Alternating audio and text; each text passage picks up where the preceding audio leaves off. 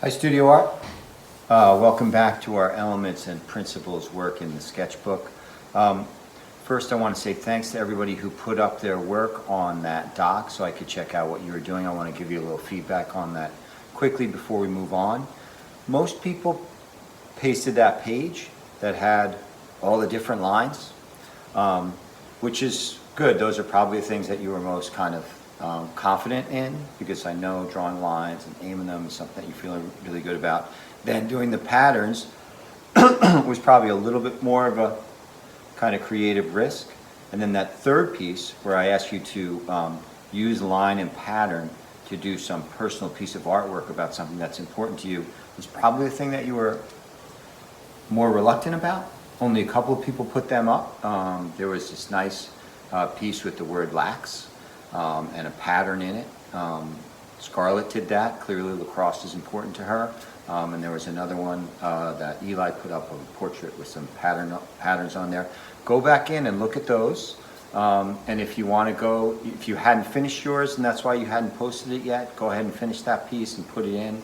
But it is that third piece that I want you to take risks with and try and fail and take this element and this principle. We know what they are. We know what line is. We know what pattern is. What's it like to try and create a piece of artwork with those two things?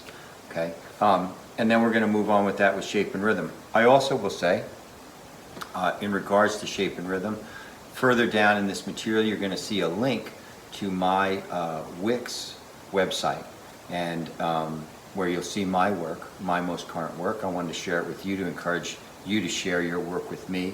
And my work, here's one of my paintings behind me here, definitely really concerns itself with shape and rhythm, as you're going to get to know it here.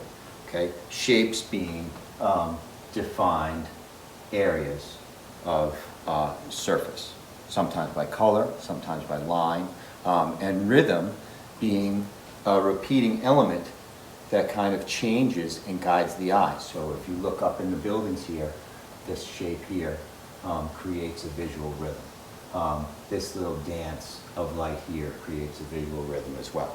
So click on that link and you'll see some of the other work that I do. I paint on plywood. I break life down into simple repeating shapes and just fill them with color. And I wanted you to see that.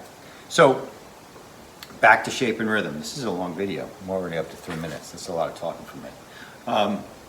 So as I said, shapes are defined areas on a flat plane. In this card, they happen to all be like densely defined by flat color, but that doesn't necessarily mean shape.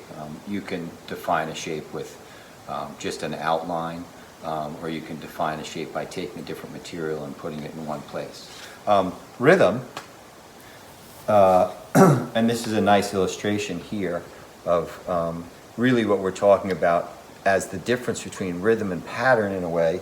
This is really more of a pattern because it's such a regular repetition.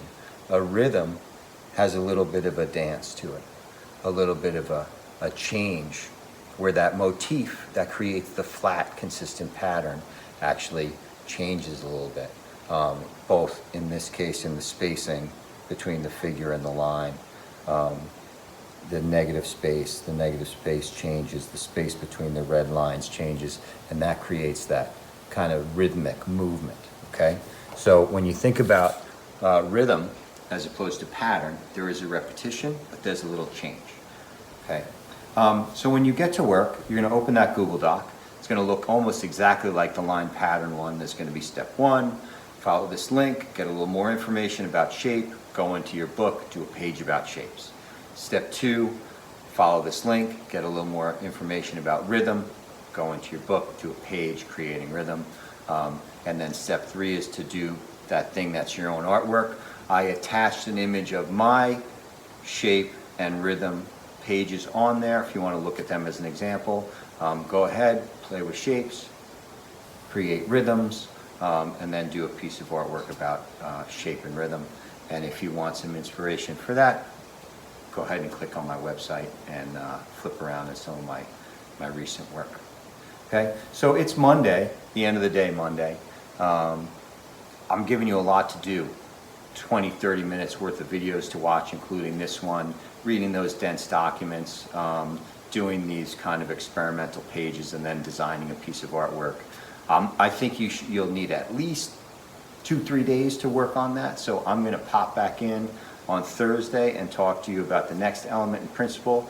Meanwhile, if you finish with shape and rhythm pages, attach them into that document. I'll give you sharing permissions on them like I did last time, and we can go in there and see one another's work. All right? If you didn't finish line and pattern, get that done. You're going to have to keep up. These things are going to keep building. There will come a point at the end of these, there are going to be 4 units where I'm going to ask you to take a picture of everything in your book and load it onto a document so that I can go ahead and take in those things as grades and you know, finished work. So keep up with it. All right?